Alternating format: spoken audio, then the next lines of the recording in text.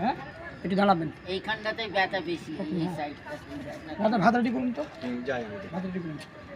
এই যে কম্বল, ভগবান আপনাকে ভালো করুন, আশীর্বাদ। আপনি জোরে বলবেন, জোরে বলবেন, ঠিক আছে? গাছ করে দিচ্ছি ও দাদা গাছ দেবেন। ফটোটা ভালো বন্ধু বন্ধু আপনারা দেখছেন এখন আমরা উপস্থিত মাঝেরা স্টেশন, টাইম 11:45। তো এই প্রতিবন্ধী বাবা আছেন, এনাকে আমরা নৈশভোজন করাতে আসি। উনি এই ঠান্ডা খোলা আকাশের এই সিঁড়ির নিচে থাকেন, নাই আমার। ওনার কেউ নেই, আশ্রয়হীনভাবে এই থাকেন খোলা আকাশে। তো আমি ওনাকে কম্বল দেবো বলছিলাম আমার সোসাইটির পক্ষ থেকে, তাই আমি কম্বল দিলাম।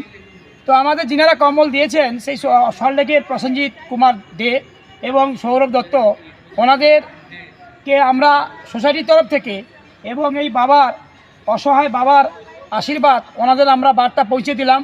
ওনারা যেন সুন্দর সুস্থ থাকেন, ভালো থাকেন। এইভাবে অসহায় মানুষের পাশে আমাদেরকে পাশে ওনারা যেভাবে মানবিকতার হাত বাড়িয়ে দিয়েছেন, অর্থনৈতিকভাবে আমরা খুবই উপকৃত এবং আমাদের এই সোসাইটির মাধ্যমে এই অসহায় বাবাদের আমরা সেবা করতে পারছি।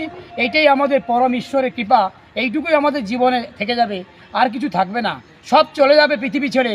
স্বামী বিবেকানন্দের সেই বাণী, জীব সেবাহি ভগবত সেবা, জীবে প্রেম করে যেই জন সেই জন সেবিছে ঈশ্বর। সুতরাং আমাদের কিছুই নেই, সবই নিরাকার, সবই রেখে যেতে হবে।